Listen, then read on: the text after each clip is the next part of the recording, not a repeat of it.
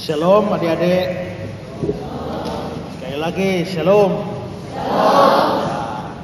Siang ini kita akan belajar firman Tuhan dan tema yang diberikan pada saya adalah kasih profesi. Saya agak bingung dengan tema ini pada mulanya ya.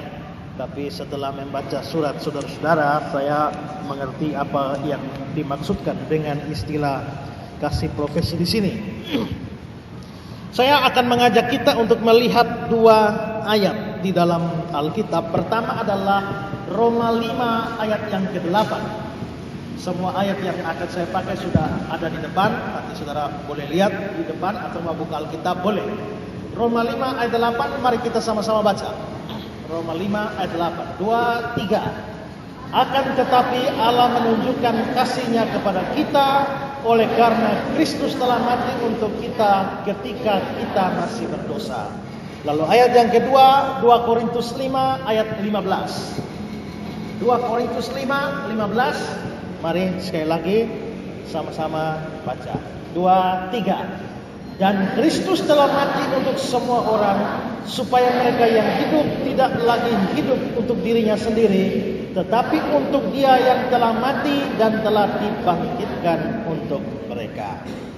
Nah, ini menarik bahwa kita ini ya beberapa minggu ke depan kita sudah merayakan Paskah ya. Kita ada pada minggu-minggu pra-Paskah sekarang. Dan ada juga yang menyebut sebagai minggu sengsara. Lalu Paskahnya kali ini di akhir Maret ya.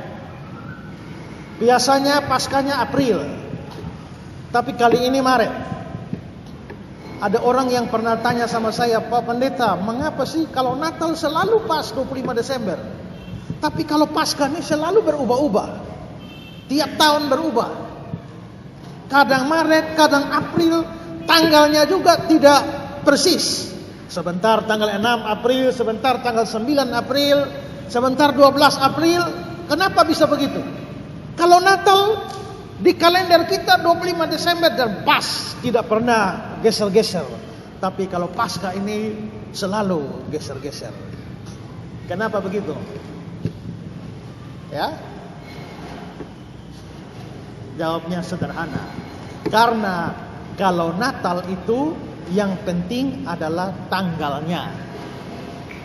Ya kan? 25 Desember. Mau kena hari apa tidak peduli. Ya toh? Pokoknya 25 Desember. Mau Senin kah, mau Rabu kah, mau Kamis, no problem. Yang penting 25 Desember.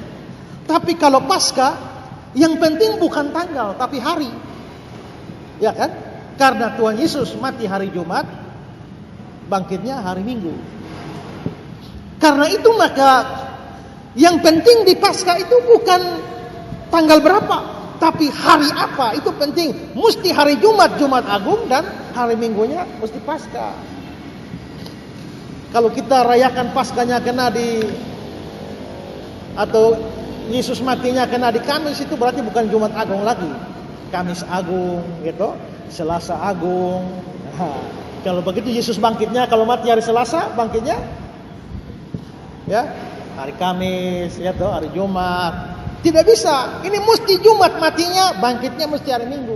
Nah, Tuhan Yesus itu mati ya pada sekitar tahun 27 Masehi. Itu tanggalnya ada. Nah, karena itu maka di dalam perhitungan setiap tahun kita tinggal lihat itu di bulan Nisan ya. Di bulan Nisan, itu bulannya orang Yahudi, itu di bulan Nisan sekitar tahun 27 Masehi ya, pada hari Jumat bulan Nisan. Dan karena itu maka selalu dipikirkan hari Jumat terdekat dengan bulan Nisan itu. Itu yang dipakai sebagai perhitungan tanggal Paskah. Karena itu maka Paskah itu selalu berubah-ubah. Kali ini adalah bulan Maret, nanti bisa tahun depan bulan April. Nah, tema kita kasih profesi yang kita juga ada pada minggu pra-Paskah. Dan karena itu maka saya merasa bahwa apa yang mau kita bahas ini adalah sesuatu yang penting. Dan karena itu dari ayat-ayat yang sudah kita baca ini, saya ingin bahas beberapa hal bagi kita hari ini. Pertama, kita akan bahas Kristus adalah bukti kasih Allah kepada kita. Ya, Kristus bukti kasih Allah kepada kita. Mari coba lihat teks kita tadi, Roma pasal 5 ayat 8. Perhatikan ini ya. Lanjut saja, ya. Ya, Roma 5 ayat 8. Akan tetapi Allah menunjukkan kasih-Nya kepada kita oleh karena Kristus. Perhatikan yang saya garis bawahi. Allah menunjukkan kasih-Nya kepada kita oleh karena Kristus. Artinya adalah Kristus itu menjadi bukti bahwa Allah mengasihi kita. Ya, Kristus menjadi bukti bahwa Allah mengasihi kita. Kalau kita mau tahu Allah mengasihi kita dari mana? Lihatlah pada Kristus. Itu maksudnya. Kalau kita mau tahu Allah mengasihi kita, jangan lihat dari isi dompet. Ya kan? Karena kalau dompetnya tebal, banyak duit, wah Allah mengasihi saya. Begitu kere, aduh Tuhan tidak sayang saya. Mau lihat kasih Allah, jangan lihat dari kesehatan. Karena kalau sehat kita bilang Tuhan mengasihi saya. Begitu flu, Tuhan tidak kasih saya. Jangan lihat dari keuntungan atau kemalangan. Tahu-tahu jalan-jalan ketemu uang 100 ribu, Tuhan mengasihi saya. Tiba-tiba jalan-jalan, pas mau ke kamar mandi, begitu tondok, HP baru jatuh masuk ke bak. Tuhan tidak mengasihi saya. Ya kan? Tidak bisa dilihat di situ. Kasih Allah yang paling nyata itu mesti dilihat dari Kristus. Makanya kita punya lagu ya. Kasih Allahku sungguh telah terbukti ketika Dia serahkan anaknya. Berarti kasih Allah mesti dilihat dari Kristus, tidak boleh dilihat dari lain-lain. Ada orang yang sakit setengah mati, dia bilang Tuhan tidak sayang saya, Tuhan tidak kasih saya. Saya pernah ke rumah sakit ketemu orang begitu. Lalu saya tanya, permisi mama sudah berapa lama di rumah sakit? Masa saya sudah 2 minggu di rumah sakit tidak keluar-keluar, Tuhan tidak sayang saya. Mama baru 2 minggu. Saya baca di internet rekor dunia orang masuk rumah sakit. Ada rekor dunia sampai ini hari belum dipecahkan. Rekor itu adalah dia masuk rumah sakit umur 3 tahun. Keluar rumah sakit umur 103 tahun. Waktu keluar sudah jadi almarhum. Berarti dia 100 tahun ada di rumah sakit. Sudah sakit begitu tapi umur panjang. Dokter sudah lewat, perawat sudah lewat, tapi mai tua tetap stabil. Ya kan? 103 tahun baru keluar. Wah, itu rekor dunia. Mama baru 2 minggu sudah bilang Tuhan tidak mengasihi. Nah, jadi kalau mau tahu Tuhan mengasihi kita, jangan lihat pada kondisi kita, ekonomi kita, kesehatan kita, tapi lihatlah pada Kristus. Nah, beberapa hal di sini saya mau tekankan. Yang pertama, Kristus datang ke dalam dunia untuk kita. Itu bukti kasih. Nah, kita orang Kristen percaya bahwa Yesus Kristus itu adalah Allah. Dia ada di surga, tapi pada waktu Natal yang pertama Dia datang ke dalam dunia. Firman Tuhan berkata, Dia melawat umatnya. Melawat itu artinya mengunjungi umatnya. Jadi bayangkan Tuhan dari surga turun ke bumi, tinggal di bumi kira-kira 30 lebih tahun. Itu dari surga turun ke bumi. Kalau saudara yang lahirnya sudah di kota, selama hidup di kota, tahu-tahu pergi ke kampung, biasanya masuk kamar mandi, tekan begini, air keluar. Tapi kalau di kampung mandi mesti jalan kaki 7 kilo, baru dapat kali. Nah, saudara mulai rasa ya kan? Kalau di rumah misalnya kompor tinggal putar saja, tekan tombol, kompor gas menyala. Kalau ini mesti bikin, mesti cari kayu api di hutan, ya toh, dan lain sebagainya. Itu menderita, rasanya menderita luar biasa.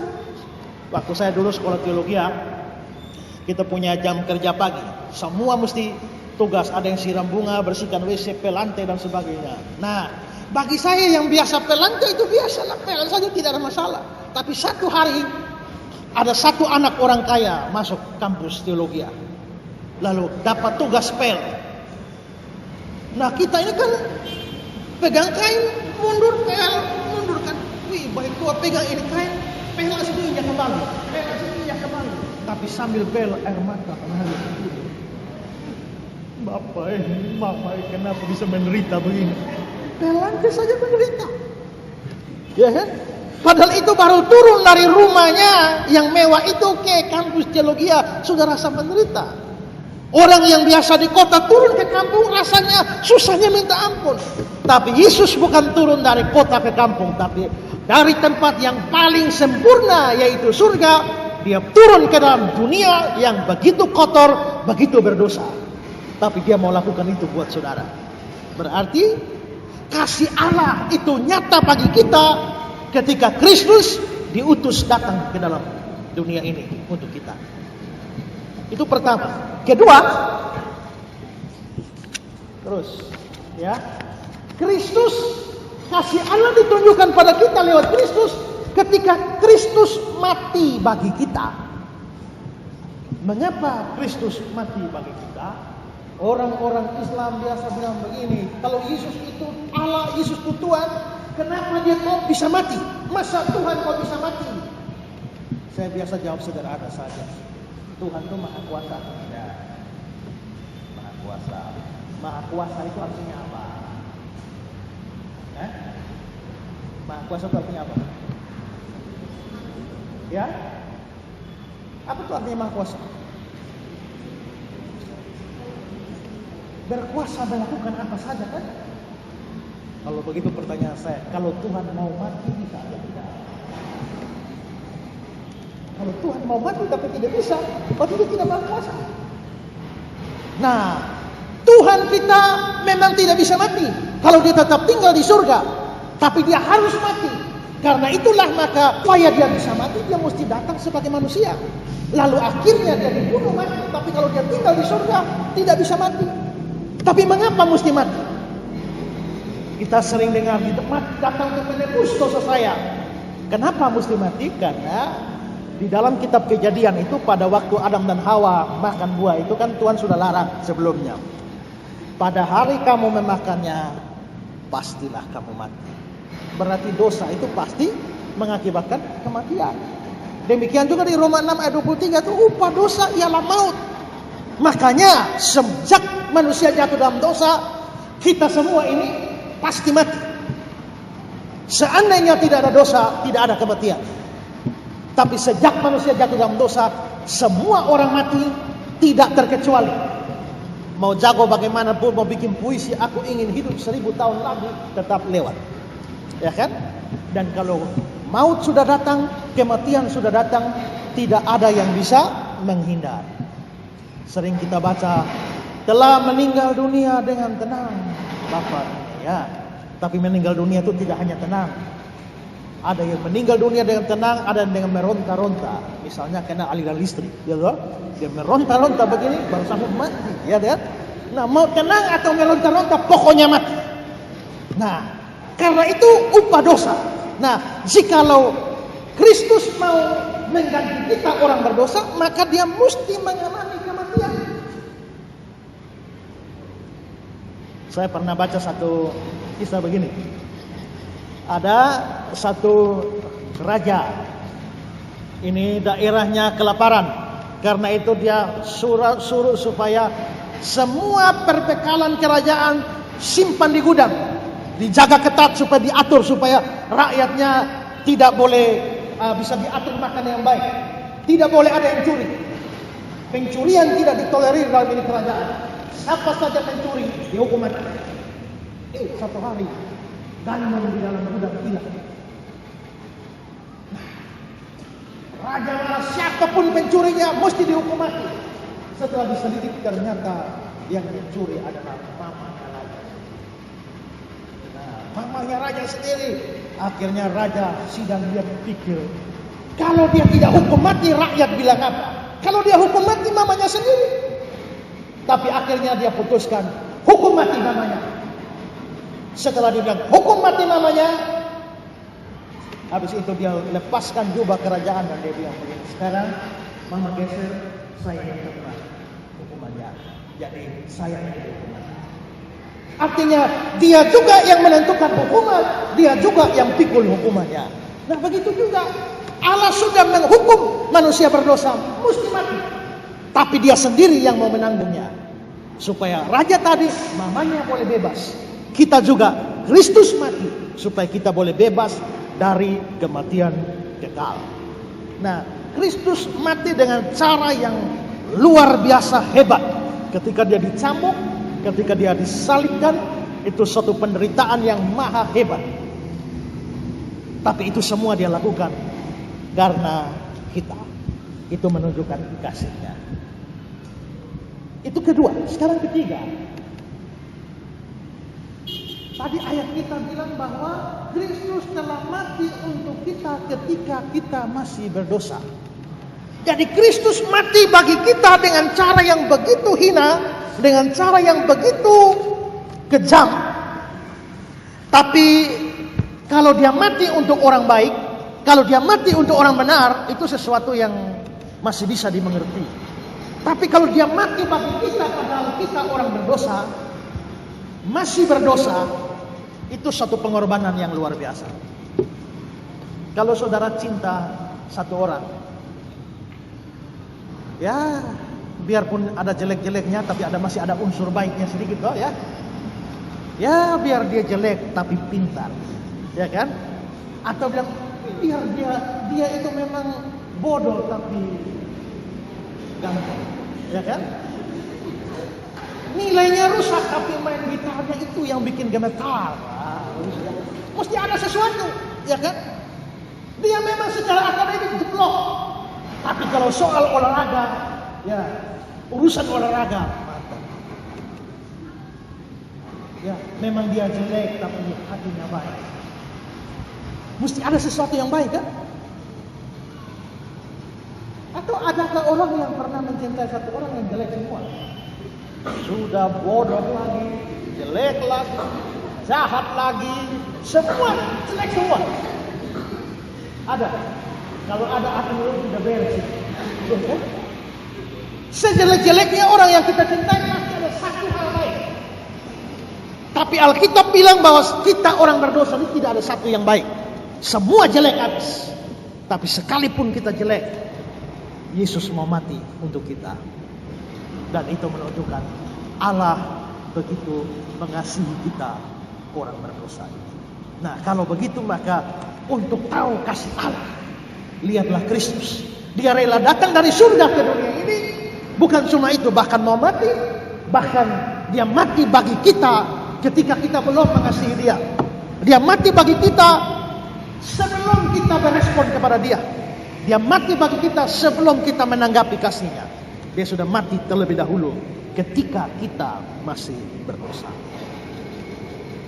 Kalau kita sudah mengasihi Allah, kalau kita sudah melayani Allah, kalau kita sudah hidup menyenangkan Allah, baru dia mati bagi kita, itu masih bagus. Tapi ini waktu kita tidak peduli dia, waktu kita jahat, waktu kita masih hidup dalam dosa, dia sudah mati terlebih dahulu bagi kita. Itu bukti kasih yang luar biasa. Jadi di sini poin pertama yang saya bicarakan adalah bahwa Kristus itu adalah bukti kasih Allah bagi kita. Sekarang hal kedua yang saya bicarakan. Sekarang apa tujuannya Kristus mati bagi kita? Kalau Kristus mati bagi kita, apa tujuannya? Mari kita lihat ayat yang kedua tadi, 2 Korintus 5 ayat yang ke-15. Ayat ini bilang begini. Dan Kristus telah mati untuk semua orang, supaya mereka yang hidup tidak lagi hidup untuk diri sendiri, tetapi untuk Dia yang telah mati dan telah dibangkitkan untuk mereka. Perhatikan kata-kata yang saya garis bawahi ini, supaya mereka yang hidup tidak lagi hidup untuk diri sendiri, tetapi untuk Dia. Nah, dari kata-kata yang saya garis bawahi warna merah itu, ini menunjukkan bahwa Kristus mati bagi kita itu ada beberapa tujuan. Tujuan yang pertama, Dia mati bagi kita adalah supaya kita hidup. Ya, coba lihat ayatnya sekali lagi.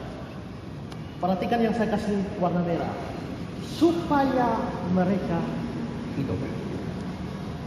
Kristus mati supaya mereka hidup. Nah, hidup di sini sudah pasti tidak bicara hidup jasmani. Karena waktu Kristus datang, toh kita semua ini lagi bernafas. Hidup jasmani ada, tapi secara rohani kita semua yang berdosa itu dianggap sudah mati secara rohani. Mati secara rohani itu artinya tidak ada hubungan dengan Tuhan Allah, itu namanya mati secara rohani. Ya. Pada waktu tadi saya singgung ya, Adam dan Hawa itu dilarang. Pada hari kamu memakannya buah itu, pastilah kamu mati. Ada orang bilang, tapi habis Adam dan Hawa makan buah itu kan tidak langsung mati, masih hidup sampai 130 tahun. Ya, memang tidak langsung mati, tapi coba ya, kalau ada kipas angin begini, tangkap di listrik, putar terus ya, begitu cabut langsung berhenti. Tidak kan? Begitu cabut colokannya, kipas anginnya masih putar, masih kencang, lama-lama makin slow, sampai off.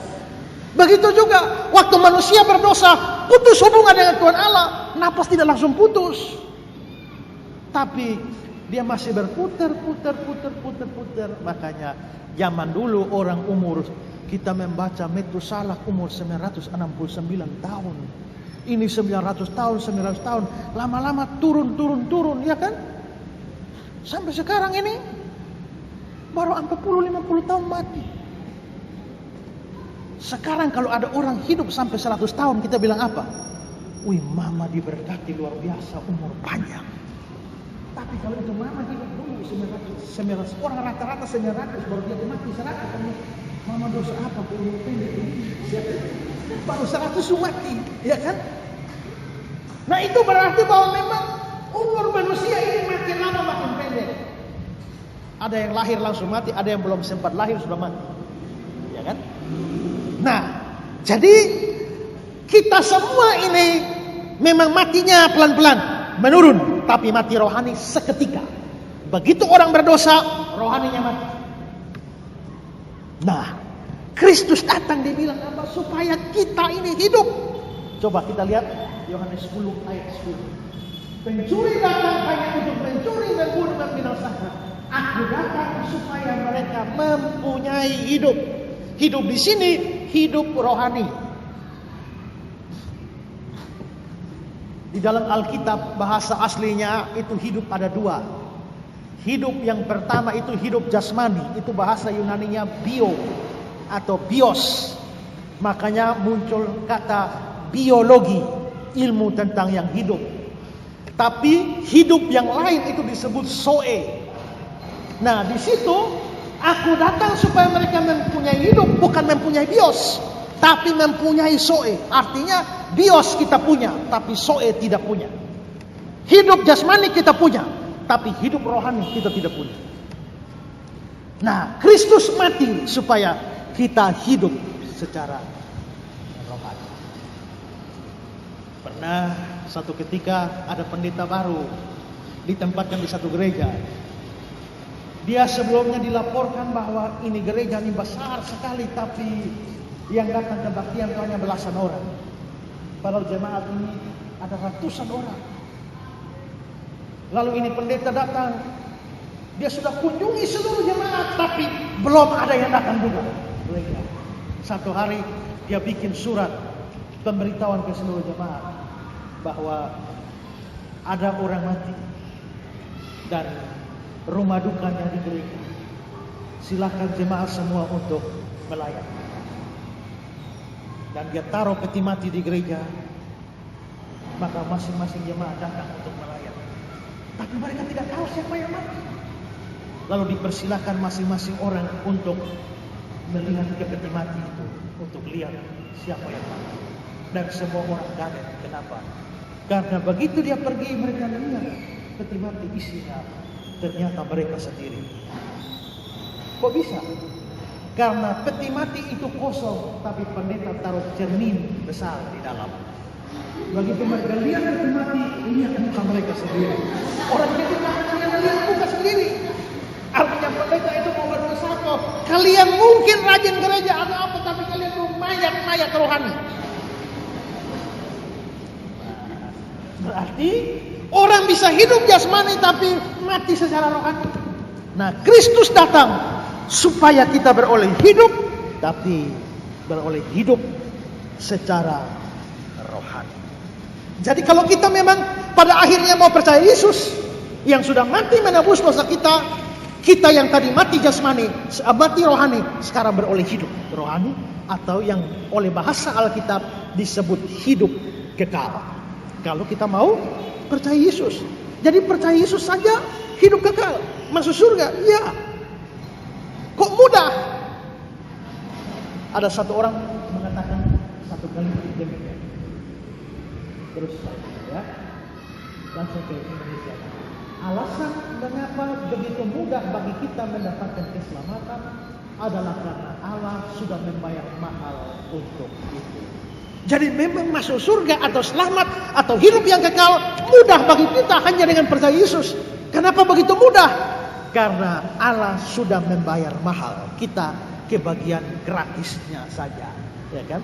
Makanya kita bilang ada satu semboyan Protestan adalah sola gratia. Gratia, ya, gratis. Nah, karena itu maka Yesus sudah mati. Kalau kita percaya kepada Yesus, kita dapat hidup. Tapi kalau saudara tidak percaya Yesus, biarpun dia sudah mati, saudara tetap mati secara rohani, nanti menyusul mati kekal di dalam neraka. Ini penting sekali. Kemarin saya biasa jemput ponaan saya di sekolah. Biasanya kalau saya muncul muka, dia lihat saya masih TK. Begitu dia lihat saya di ini, dia langsung papa. Tapi kemarin saya lihat dia lihat saya tapi dia tutup mau nangis. Dia lihat saya, loh, ada apa nih? Waktu keluar sekolah, dia langsung peluk saya, peluk saya, menangis. Saya bilang, kenapa? Dia bilang, Dafa itu teman dia. Dafa bilang Nadine akan masuk neraka. Menangis dia. Dafa bilang begitu. Sini kita lapor ibu guru. Akhirnya ibu guru damaikan. Tapi maksudnya saya adalah bahwa dia sudah mengerti bahwa neraka itu tidak bagus. Makanya begitu dibilang mau masuk neraka, dia menangis. Itu anak kecil. Tapi banyak orang dewasa tahu neraka tapi neraka. Sekarang dia bilang, Pak Pendeta, sekarang neraka tidak panas lagi. Kenapa? AC sudah banyak.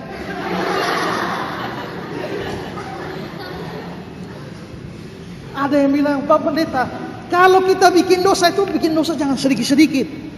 Itu tanggung. Karena kalau bikin dosa sedikit, Tuhan Allah marah, pegang di batang leher, lempar masuk neraka. Tapi kalau kita bikin dosa besar sekalian, Tuhan Allah terlalu gigi asam, pegang di batang leher, lempar sekuat-kuatnya sampai di neraka, lewat neraka, tembus di surga. Ya, jangan, neraka jangan dijadikan mainan. Atau ada yang tidak percaya neraka? Ada. Ketika Yuri Gagarin pertama pergi ke bulan itu, pakai itu pesawat, dia pakai tabung oksigen keliling bulan, lihat surga mana, neraka mana, tidak ketemu. Lalu pulang ke bumi ini menulis, saya sudah keliling cari surga neraka tapi tidak ketemu. Lalu seorang pendeta bilang begini, memang saja tidak ketemu. Kenapa? Karena kau tetap di atas pesawat, tetap pakai tabung oksigen. Berani keluar dari pesawat, copot itu tabung oksigen, saya jamin lu lihat neraka langsung. Begitu kan? Neraka itu ada dalam dimensi roh. Karena itu maka dicari di seluruh jagat raya ini tidak ketemu neraka, tapi begitu mati langsung ketemu. Neraka itu tempat hukuman, bukan satu komunitas hidup bersama. Ya, saya pernah baca cerita Hitler masuk neraka. Hitler pemimpin Nazi dari Jerman. Tapi dia karena dulu di dunia ini hebat, penguasa, di sana semua orang takut sama Hitler. Hitler di situ tiap ruang tahanannya semua orang lewat, Hitler, Tuan Hitler, permisi. Tapi ada satu orang yang tidak pernah senyum sama Hitler, tidak pernah tegur Hitler. Lalu Hitler penasaran, Semua di neraka ini hormat saya. Kenapa itu satu manusia itu tidak pernah hormat saya? Siapa dia? Hitler marah, pergi kunjung di kamarnya. Hei, kamu siapa? Semua di sini hormat sama saya. Kau siapa? Tidak hormat. Yang di dalam itu hanya diam saja. Hitler emosi. Hei, dengar tidak? Kamu siapa? Lalu itu orang angkat di kamar itu. Saya tidak sekali. Kenapa? Lu jangan macam-macam. Tuhan Yesus saya beta jual apalagi lu. Jadi seolah-olah di neraka Hitler bisa berkuasa, si Yudas Iskariot bisa berkuasa. Jadi seolah-olah ada komunitas hidup bersama di sana. Tidak, itu tempat penyiksaan.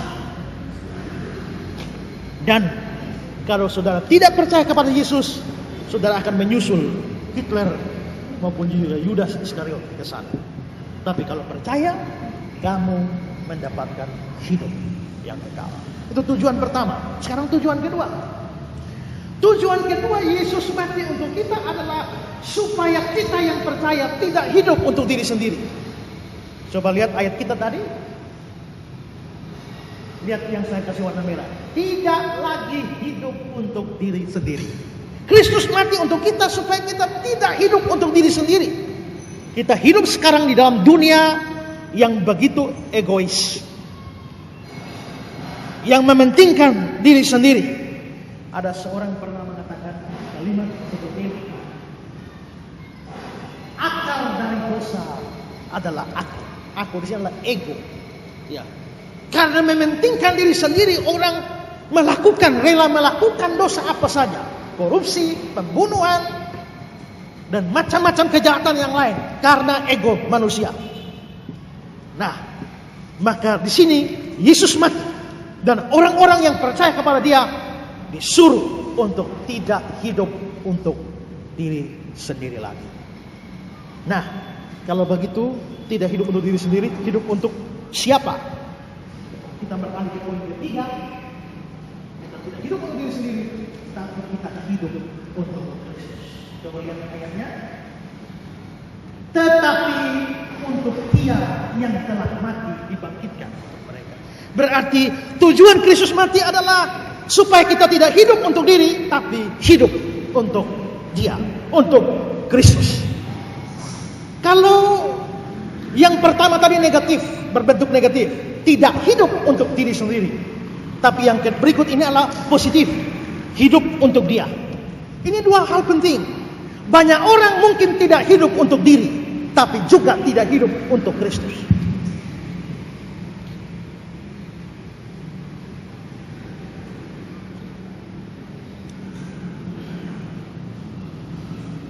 Ada banyak orang yang tidak hidup untuk diri sendiri, tapi membaktikan hidupnya untuk umat manusia. Jadi mereka memang tidak hidup untuk diri sendiri, tapi mereka pada saat yang bersamaan tidak juga hidup untuk Kristus. Ada orang membaktikan hidupnya untuk binatang, pencinta binatang di dunia ini. Kalau kau tendang anjing, mereka bisa penjarakan kau. Tapi kalau kau bunuh orang, mereka diam. Mereka lebih cinta binatang daripada manusia.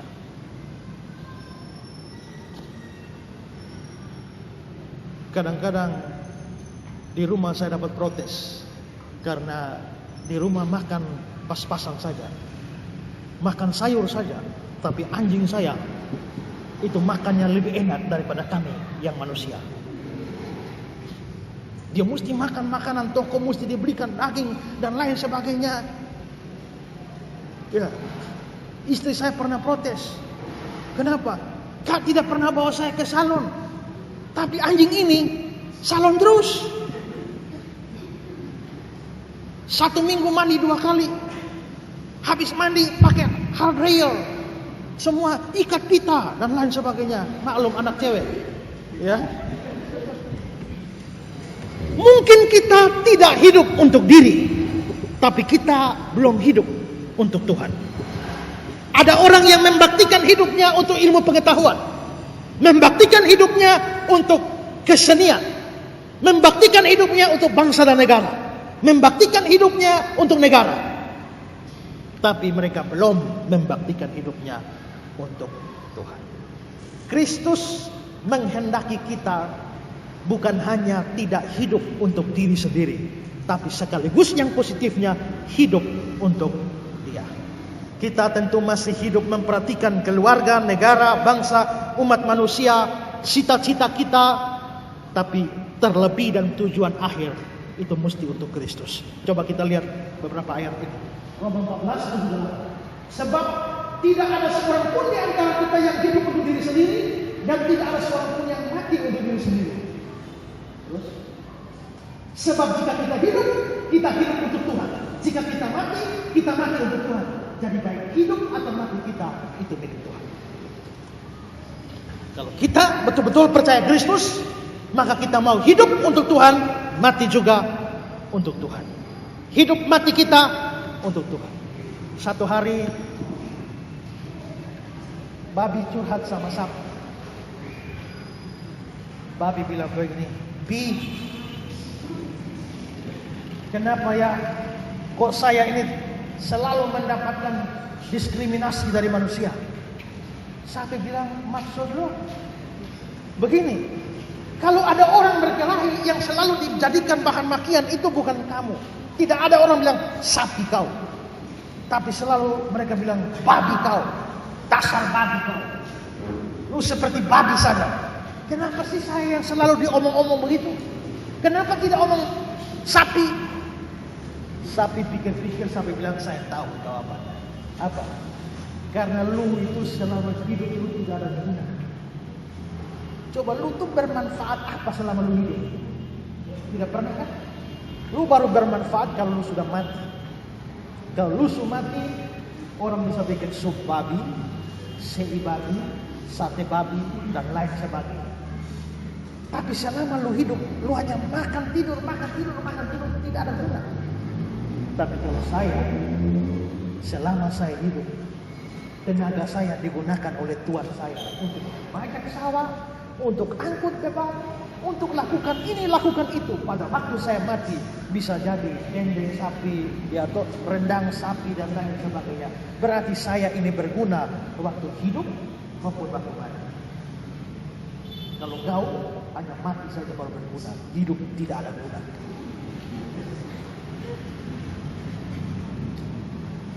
Ada yang seperti babi dulu, ya. Nah, Tuhan Yesus mati di kayu salib supaya kita hidup untuk Dia. Filipi 1 ayat 20-21. Sebab yang sangat kurindukan dan kuharapkan ialah aku dalam segala hal tidak beroleh malu, melainkan seperti sedia kala, demikian pun sekarang Kristus dengan nyata dimuliakan di dalam tubuhku, baik oleh hidupku maupun oleh mati. Karena bagiku hidup adalah Kristus dan mati adalah keuntungan. Jadi Kristus mati bagi kita tujuannya apa? Satu, supaya kita hidup. Kedua, supaya hidup tidak untuk diri. Ketiga, supaya hidup untuk Tuhan. Sekarang hal terakhir yang saya bahas. Bagaimana kita bisa hidup untuk Kristus? Melalui profesi kita. Salah satu cara untuk hidup bagi Kristus adalah melayani Dia. Tetapi melayani itu jangan terlalu dipikirkan terlalu sempit. Kalau pendeta yang berkhotbah itu disebut melayani. Atau seorang pemimpin pujian, itu melayani Tuhan. Kalau vokal grup paduan suara itu melayani Tuhan. Sedangkan yang lain bukan melayani Tuhan. Itu salah. Orang bisa menjadi pelayan Tuhan, melayani Tuhan lewat profesi apa saja. Dia bisa melayani Tuhan. Coba ya, kita lihat Efesus 6 ayat 5 dan sampai 7. Hai hamba-hamba. Ini aslinya itu terjemahannya hai budak-budak. Ya, jadi ini tuan-tuan biasa punya budak. Hai hamba-hamba, taatilah Tuhanmu di dunia ini dengan takut dan benar, dan dengan tulus hati, sama seperti kamu taat kepada Kristus. Berarti seorang budak mesti taat kepada Tuhannya seperti kepada Kristus. Terus, jangan hanya di hadapan mereka saja untuk menyenangkan hati orang, tetapi sebagai hamba-hamba Kristus dengan segenap hati melakukan kehendak Allah. Terus, dan yang dengan rela menjalankan pelayanan seperti orang-orang yang melayani Tuhan dan bukan manusia. Berarti seorang budak yang taat kepada Tuhan melakukan tugas dia sebagai hamba, itu dianggap hamba Kristus dan sementara melayani Tuhan.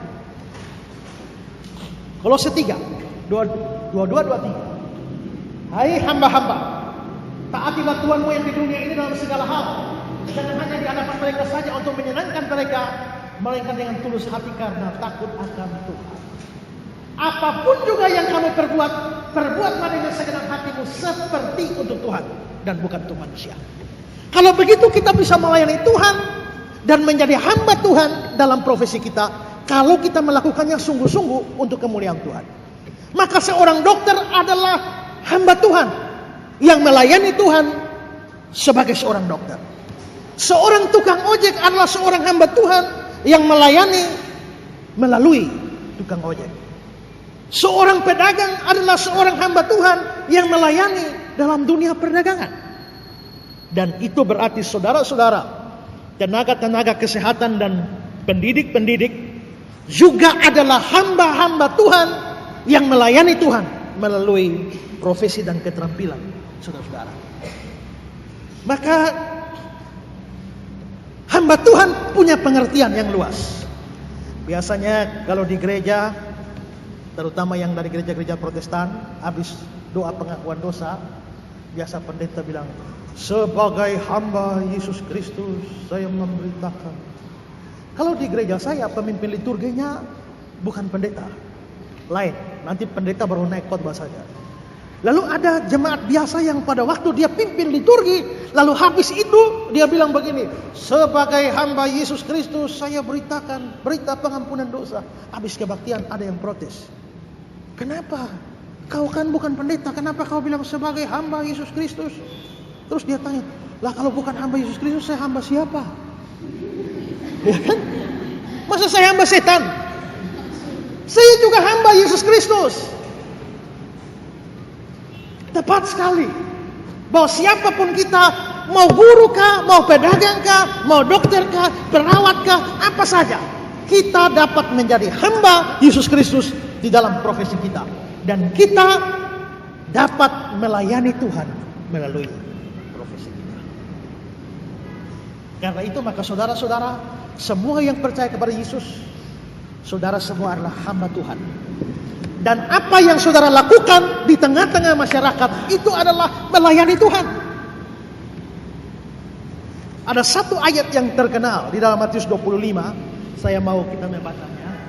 Matius 25. Dan raja itu, jadi Yesus, akan berkata kepada mereka di sebelah kanannya, mari hai kamu yang diberkati Bapakku, terimalah kerajaan yang telah disediakan bagimu sejak dunia dijadikan. Sebab ketika aku lapar, kamu memberi aku makan. Ketika aku haus, kamu beri aku minum. Ketika aku seorang asing, kamu beri aku tumpangan. Ketika aku telanjang, kamu memberi aku pakaian. Ketika aku sakit, kamu merawat aku. Ketika aku dalam penjara, kamu mengunjungi aku. Maka orang-orang benar itu akan menjawab, dia katanya, Tuhan, bila manakah kami melihat engkau lapar dan kami memberi engkau makan, atau haus dan kami memberi engkau minum? Bila mana kami melihat engkau sebagai orang asing dan kami memberi engkau tumpangan, atau telanjang dan kami memberi engkau pakaian? Bila mana kami melihat engkau sakit dalam penjara dan kami mengunjungi engkau? Dan raja itu menjawab, aku berkata kepadamu, sesungguhnya segala sesuatu yang kamu lakukan untuk salah seorang dari saudaraku yang paling hina ini, kamu melakukan untuk aku. Jadi waktu kita perhatikan orang miskin yang kita tolong, tapi itu sebenarnya adalah melayani Kristus. Waktu kita memperhatikan orang sakit, orang terpenjara, orang-orang terbuang, pada saat itu sebenarnya kita sedang melakukannya untuk Kristus dan kita sedang melayani Kristus, mengasihi Kristus. Maka di sini kita dituntut untuk mengasihi Tuhan. Melalui apa? Melalui profesi kita. Bagaimana caranya? Layani sungguh-sungguh, kerja sungguh-sungguh dalam profesi saudara masing-masing. Sebagai seorang tenaga kesehatan, tenaga pendidikan, saudara lakukan sungguh-sungguh, maka saudara sedang melayani Tuhan. Tapi kalau saudara malas di dalam pekerjaan, acuh tak acuh, tidak becus di dalam pekerjaan, saudara tidak sedang melayani Tuhan.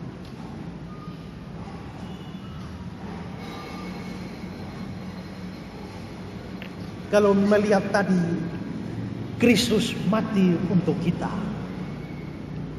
luar biasa kasihnya. Kita tentu kepengen, saya ingin balas kasih Tuhan. Kira-kira apa yang saya bisa buat untuk membalas kasih Tuhan yang telah mati untuk saya? Saya mengutip sebuah puisi yang dibuat oleh seorang namanya Ante Kun, yang puisinya dengan judul Momen Kasih Sayang. Lalu dia puisinya begini: aku ingin mempersembahkan sekeranjang bunga tercantik untukmu sebagai ungkapan aku mengasihimu kepada Tuhan. Tetapi engkau menolaknya. Berikanlah aku janda-janda miskin, karena demikianlah aku ingin dikasihi. Terus, aku ingin membeli sekotak coklat termanis untukmu sebagai bahasa aku mencintaimu. Tetapi engkau menolaknya. Berikan bagi anak-anak jalanan, karena demikianlah aku ingin dicintai. Aku ingin menyediakan makan malam tersyahdu untukmu sebagai tanda penuh perhatian. Tetapi engkau menolaknya. Ajaklah kaum papa bersamamu, karena demikianlah aku ingin diperhatikan. Berarti Tuhan mau diperhatikan dan dikasihi lewat apa? Lewat pelayanan kita kepada masyarakat. Kalau saudara bisa melayani masyarakat dengan sungguh-sungguh, saudara sedang melayani dan mengasihi Kristus yang sudah mati buat saudara. Kalau begitu sekarang kita semua harus didorong mengasihi Tuhan. Mengasihi Tuhan bukan di mulut, tapi mengasihi Tuhan melalui semua pelayanan kita kepada masyarakat. Saudara-saudara sedang dididik di sini, dipersiapkan untuk orang-orang yang akan terjun di dalam pelayanan masyarakat, dalam bidang pendidikan, dalam bidang kesehatan. Sungguh-sungguh di sini dan sungguh-sungguh setelah saudara terjun di dalam pelayanan nyata, lakukan semua itu untuk Tuhan. Ada satu cerita satu pengalaman yang saya mau bagikan. Sekarang gereja saya sedang membangun. Tukang lagi banyak kerja. Tapi satu hari saya masuk gereja jam 8 malam. Tukang mestinya selesai kerja itu jam 6 sore, mereka sudah stop. Tapi begitu saya datang gereja jam 8 malam, ada satu anak muda, tukang yang masih terus kerja. Lalu saya kerja di gereja, saya keluar setengah 12 malam dan dia masih kerja. Lalu saya ngobrol dengan dia. Kamu nama siapa? Tinggal di mana? Kenapa sampai malam masih kerja? Tapi dia tidak terlalu banyak menjawab. Tapi setelah itu saya dengar dari koster, pagi-pagi sebelum tukang-tukang yang lain datang kerja, dia sudah datang duluan. Dia pergi dibuka dekat altar disalib itu dan dia tunduk berdoa. Baru dia keluar dan membuat bangunan. Habis itu setelah semua pulang dia masih kerja. Dan selesai dia kerja, dia pergi lagi di depan gereja dan dia berdoa di situ, baru dia pulang. Kadang-kadang dia tidur di gereja. Lalu saya tanya, mengapa bisa begitu? Karena saya tidak sedang cari nafkah di sini, tapi saya sedang melayani Tuhan. Wih, saya dengar itu saya rasa terharu sekali. Umur-umur bisa ketemu tukang seperti ini. Dia memang kerja cari nafkah sebenarnya. Bahkan akhirnya saya tahu juga bahwa harga tukang dibayar per hari itu sekian. Tapi dia minta bayar setengah saja. Kenapa? Karena ini saya kerja untuk Tuhan. Wah, itu sesuatu yang luar biasa. Berarti si tukang itu adalah hamba Tuhan yang sedang melayani Tuhan melalui profesi dia sebagai tukang. Nah, saudara-saudara, tenaga pendidik, tenaga kesehatan yang siap terjun di dalam pelayanan masyarakat, lakukan semua karena saudara cinta Tuhan dan melayani Tuhan. Mengapa? Karena dia sudah lebih dahulu mengasihi saudara dengan mati menebus dosa saudara. Cintailah dan kasihilah dia melalui profesi saudara. Tuhan memberkati kita. Amin. Saya minta beberapa menit tundukkan kepala saudara dan renungkan firman Tuhan. Kasih Allah sudah nyata kepada saudara melalui kematian Kristus. Kristus datang ke dunia, mati, bahkan mati ketika saudara masih berdosa. Dia mau saudara untuk mendapatkan hidup yang kekal. Saudara tidak hidup untuk diri sendiri, tapi hidup untuk Dia. Tapi saudara harus mengasihi dan melayani Dia lewat profesi saudara. Kalau sekian lama saudara ada di sini tapi tidak mengerti tujuan ini, hari ini minta kepada Tuhan. Katakan pada Tuhan, saya siap menjadi hamba Tuhan, melayani Tuhan lewat profesi saya.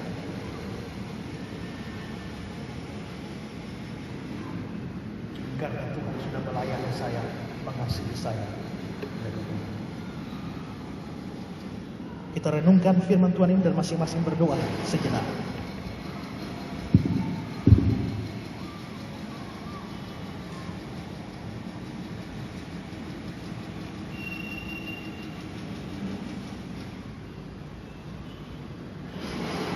Mari kita menyanyi, melayani lebih sungguh. Melayani lebih sungguh. Melayani lebih sungguh.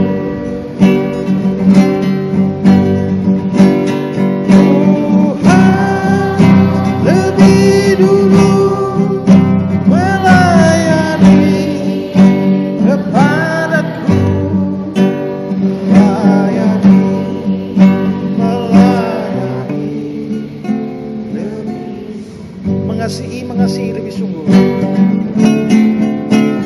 Mengasihi lebih sungguh. Mengasihi lebih sungguh.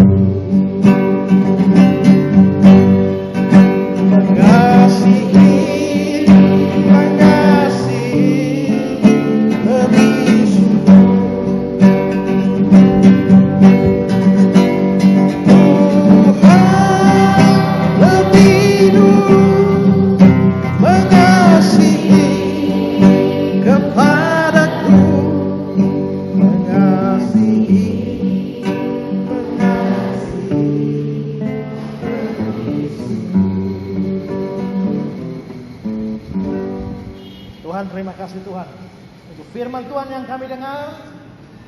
Kami menyadari bahwa Allah sudah lebih dahulu mengasihi kami melalui Kristus.